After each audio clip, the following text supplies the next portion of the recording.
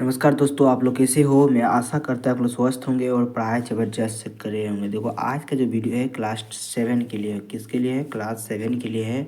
और देखने वाले हैं इस वीडियो में क्लास 7वीं का देखने वाले हैं विषय विज्ञान। क्या देखेंगे? विषय विज्ञान का देखने वाले अध्याय 1, जो चैप्टर का नाम क्या है? पौधों में पोषण। इसका देखने वाले हैं अभ्यास प्रश्न का उत्तर। क्या देखेंगे? अभ्यास प्रश्न उत्तर देखने वाले हैं। अभ्यास का जितना सारा क्वेश्चन है उसका ये वीडियो में हम लोग कवर कर लेंगे। सारा क्वेश्चन आंसर कवर कर लेंगे इस वीडियो में। तो देखो चलिए, यदि मेरे चैनल में पहली बार, चैनल को सब्सक्राइब कर लीजिएगा और आप दोस्तों को अपनी वीडियो को शेयर कीजिएगा। जरूर से जरूर वीडियो को शेयर कीजिएगा, अपने दोस्तों को सब्सक्राइब करने के लिए नहीं भूलिएगा। तो देखो यहाँ पर इस चैनल से क्या होता है, 6, 7, 8, 9, 10 का पढ़ाई होता है। इस चैनल से क्या होता है, 6, 7, 8, 9 का 10 तक पढ़ाई होता है। 6 to 10 तक पढ़ाया जाता है इस चैनल से। आप लोगों को घबराने का कोई दिक्कत नहीं है। आज से जो है 6 और 7 का शुरू कर दिए हैं। इस चैनल पर पढ़ाना शुरू कर दिए हैं। पहले नहीं पढ़ाते थे, लेकिन अब 6 और 7 का भी पढ़ाना शुरू कर दिए हैं। अब डरने की कोई बात नहीं है, आप लोग टेंशन नहीं लेना है। पर एग्जाम का तैयारी एकदम मैं कराऊँगा। आज देखने वाले क्लास 7 का देखने वाले हैं विषय विज्ञान। जो चैप्टर का नाम क्या है? जो चैप्टर का नाम है पौधों में पोषण। इसका देखने वाले वेरी वेरी इंपॉर्टेंट क्वेश्चन। जितना सारा अभ्यास का क्वेश्चन है उसका सारा क्वेश्चन इस वीडियो में हम लोग कवर कर लेंगे। चलो क्वेश्चन पे चलते हैं। और चैनल को सब्सक्राइब करने के लिए नहीं भूलिएगा, सब्सक्राइब कर लीजिएगा और अपने दोस्तों का अच्छे से शेयर कीजिएगा। देखो पहला क्वेश्चन में क्या दिया हुआ है कि सही उत्तर पर सही का चिन्ह लगाए। क्या कर रहा है बोला कि क्वेश्चन जो बोल रहा है कि सही जो लग रहा है उसको क्या करना है, सही में टिक लगा देना है। क्या करना है? सही में टिक लगा देना है। तो यहाँ पर क्वेश्चन क्या दिया है पहला का पहला में कि कीटों को पकड़कर अपना आहार बनाने वाले पौधों का क्या नाम है। तो ये बहुत इंपॉर्टेंट क्वेश्चन है, एग्जाम पूछ सकता है कि कीटों को पकड़कर अपना आहार बनाने वाले पौधों का क्या नाम है। तो याद रखना घटपर्णी। उसको क्या बोलते हैं? उसको बोलते हैं घटपर्णी। क्या बोलते हैं? घटपर्णी उसको बोलते हैं। क्या बोलते हैं? घटपर्णी। खोजो कहाँ पर दिया हुआ है घटपर्णी। ऑप्शन नंबर ग में दिया हुआ है घटपर्णी। ऑप्शन नंबर ग बिल्कुल सटीक आंसर हो जाएगा। देखो क्वेश्चन नंबर 2 में क्या दिया हुआ है कि पौधों द्वारा सौर ऊर्जा को रासायनिक ऊर्जा में परिवर्तित किए जाने को क्या कहते हैं। देखो ये पौधों द्वारा जो क्या करता है, सौर ऊर्जा को क्या करता है, रासायनिक ऊर्जा में परिवर्तित कर देता है। इसको क्या बोलते हैं? उसको बोलते हैं प्रकाश संश्लेषण। क्या बोलते हैं? उसको बोलते हैं प्रकाश संश्लेषण कहते हैं। तीसरा क्वेश्चन में क्या दिया हुआ है कि प्रकाश संश्लेषण में हरे पौधों द्वारा वातावरण से ली जाने वाली गैस का क्या नाम है। बहुत इंपॉर्टेंट क्वेश्चन है। देखो प्रकाश संश्लेषण प्रक्रिया में जो होता है वो हरे पौधों द्वारा कौन सा गैस लेता है। याद रखना कार्बन डाइऑक्साइड गैस। कौन छोड़ता है कार्बन डाइऑक्साइड? हम लोग छोड़ते हैं कार्बन डाइऑक्साइड गैस। वो कौन लेता है? पेड़ पौधा लेता है। पेड़ पौधा कौन सा गैस छोड़ता है? याद रखना ऑक्सीजन गैस छोड़ता है। और छोड़ता है हम लोग लेते हैं श्वास। ऑक्सीजन गैस हम लोग श्वास लेते हैं। क्वेश्चन 4 में क्या दिया हुआ है कि परजीवी पौधा का एक उदाहरण। क्या क्वेश्चन बोल रहा है 4 नंबर में कि परजीवी पौधा का हमको एक उदाहरण देना है। तो यहाँ पर खोजो उदाहरण कहाँ पर दिया हुआ है। फफूंद दिया हुआ है, अमरबेल दिया हुआ है, लाइकेन दिया हुआ है, फलीदार पौधे। याद रखना परजीवी पौधा का जो एक उदाहरण दिया हुआ है वो है अमरबेल। कौन सा है? अमरबेल एक परजीवी पौधा का उदाहरण है।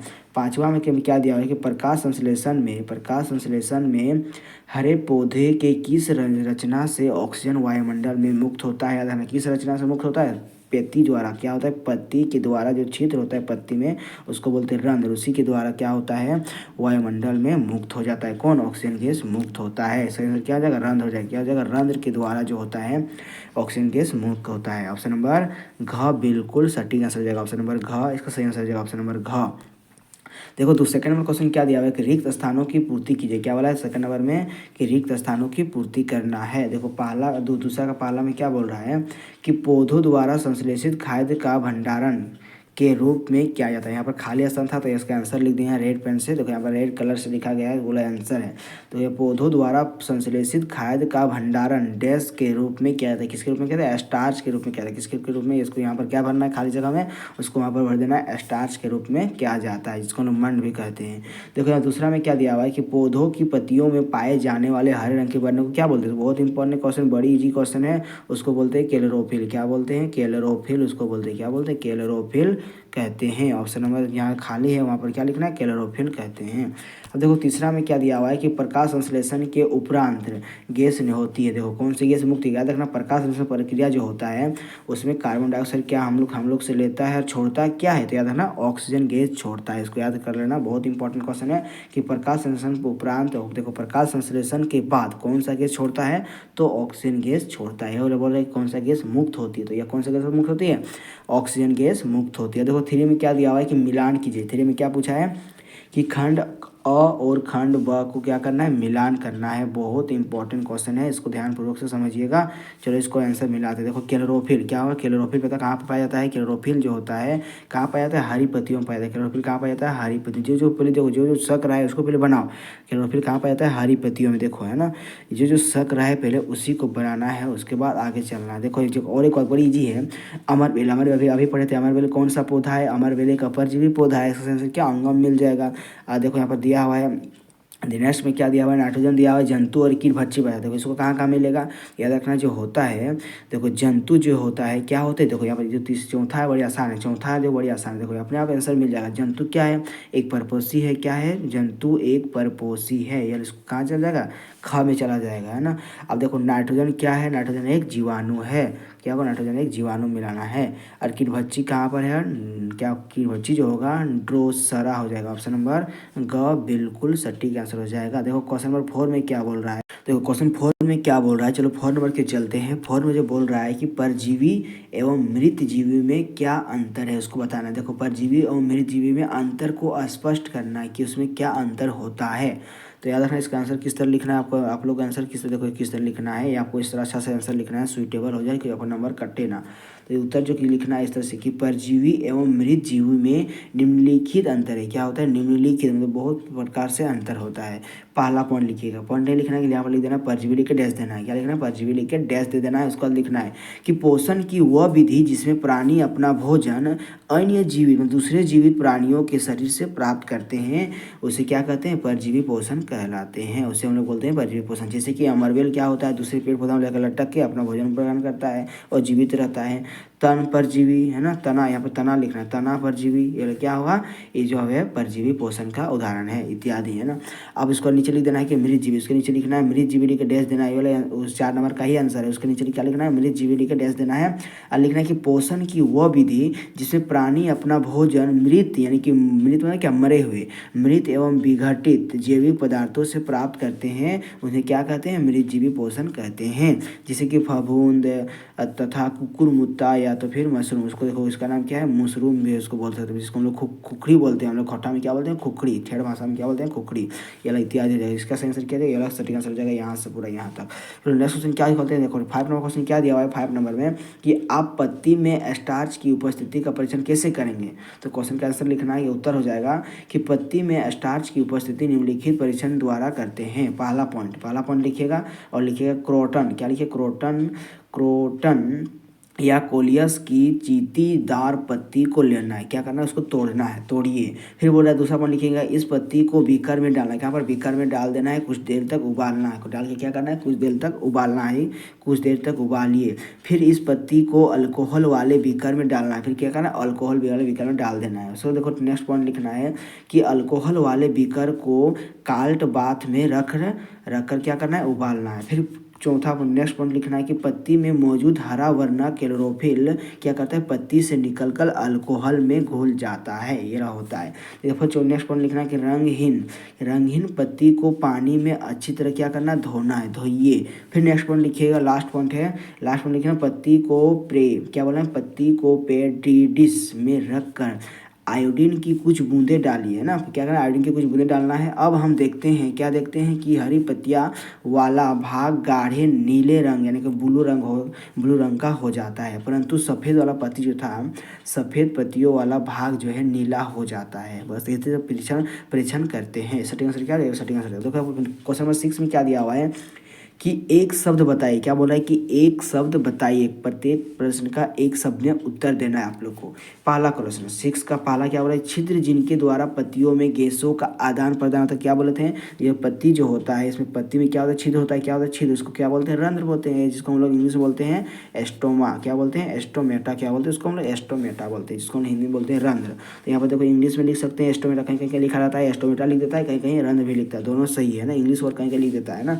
तो एस्टोमेटा क्या है, एक इंग्लिश वर्ड है, रंध्र क्या है, हिंदी वर्ड है। तो छिद्र जिनके द्वारा पत्तियों में गैसों का आदान प्रदान, उसको क्या बोलते हैं, उसको बोलते हैं रंध्र, जिसको हम लोग इंग्लिश में बोलते हैं एस्टोमाटा।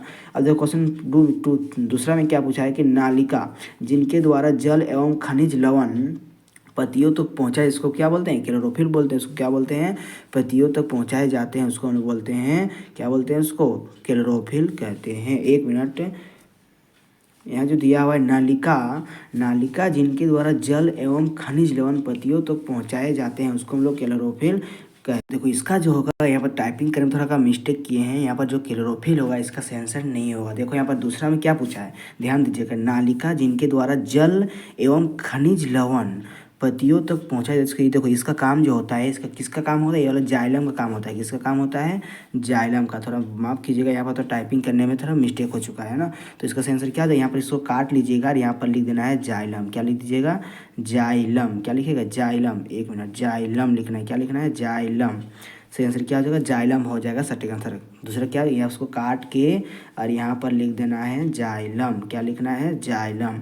अब देखो नेक्स्ट क्वेश्चन चलते हैं। 7 नंबर क्या दिया हुआ है कि निम्नलिखित कथनों में सही या सही गलत को चिन्हित करना है। कौन वाला सही है कौन वाला गलत, उसको चिन्हित करना है।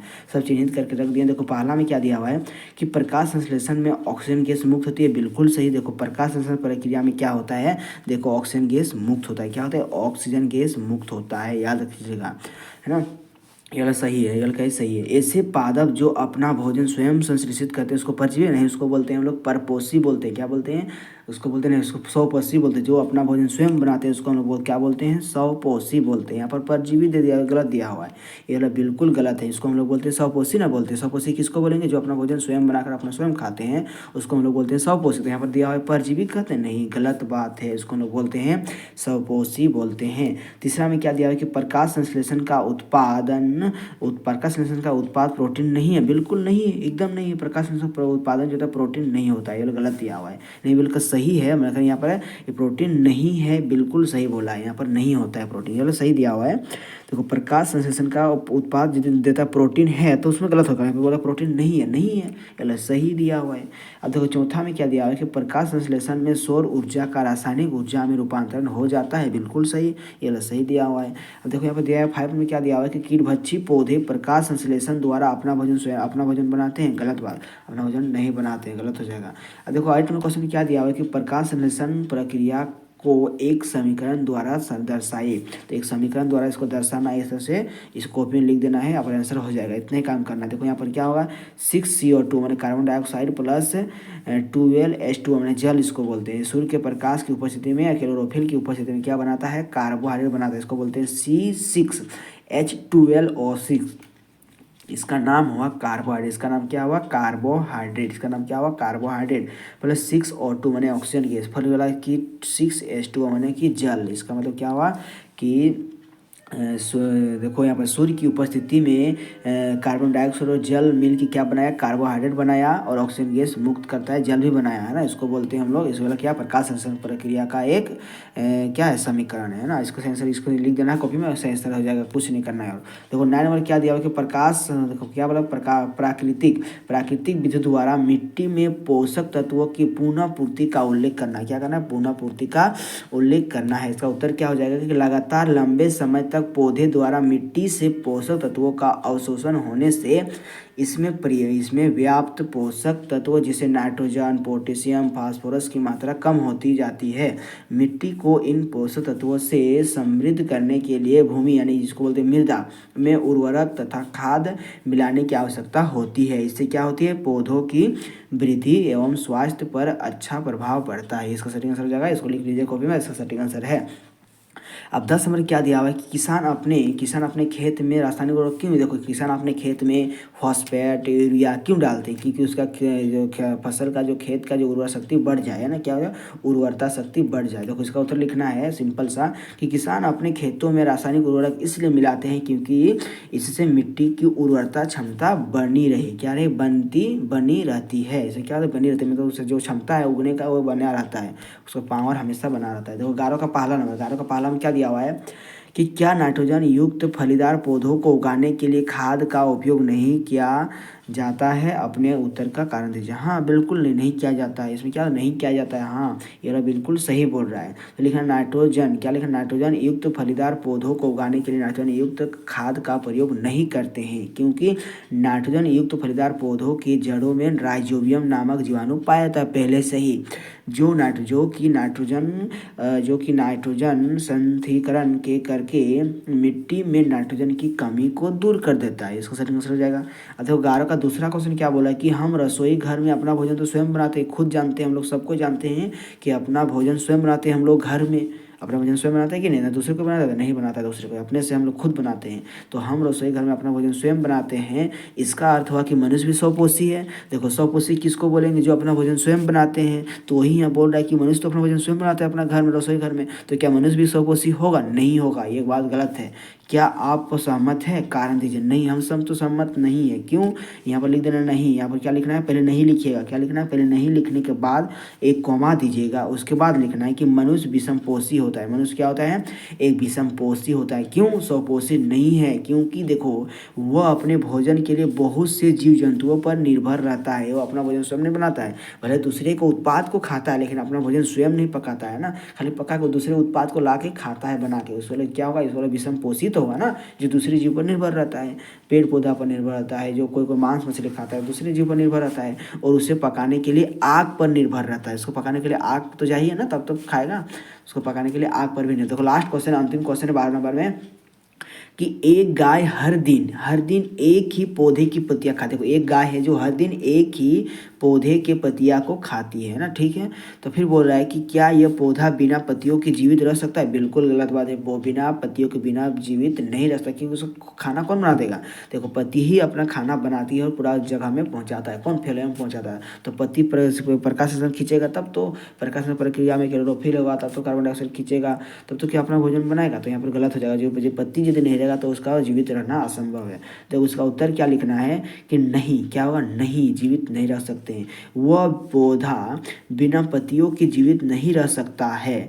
कुदरत का एक बहुत ही अनमोल तोहफा है पेड़ पौधे। क्या है? पेड़ पौधे कुदरत का बहुत अनमोल तोहफा है। देखो पेड़ पौधों के बिना जीवन क्या है, असंभव है। हम लोग का भी जीवन असंभव हो जाएगा यदि पेड़ पौधा नहीं रहेगा तो।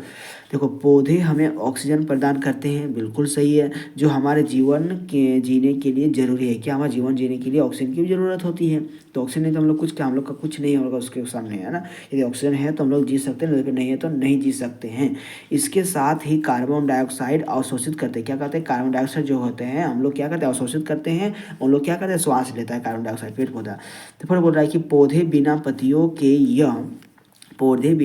के यह कार्य पूरा नहीं कर सकते हैं। पत्तियाँ, फिर बोल रहा है यहाँ पर क्या बोल रहा है, एक मिनट नहीं लिखा रहा है, हाँ लिखा रहा है, चल ठीक है। क्या बोल रहा है कि पत्तियाँ पौधों का सबसे महत्वपूर्ण भाग है। देखो पत्तियाँ जो होता है किसी भी पौधा का बहुत महत्वपूर्ण भाग है। क्या महत्वपूर्ण भाग है? इसके बिना वह अपूर्ण है, इसलिए हमें पौधों को सुरक्षित रखना होगा। यह हमारा कार्य है। किसका कार्य? हम लोग का काम ही है, जिसको हम लोग का भी ऑप्शन काम होता है। फिर बोल रहा है कि हमें यह ध्यान रखना होगा कि कोई भी जानवर पौधों को नुकसान ना पहुंचाए। बिल्कुल इंपॉर्टेंट बात है, सही क्वेश्चन है, बहुत इंपॉर्टेंट क्वेश्चन है 12 नंबर। तो यहीं पर मेरा वीडियो समाप्त होता है। वंदे मातरम, लव यू दोस्तों, थैंक यू। नेक्स्ट वीडियो में मिलेंगे। वंदे मातरम।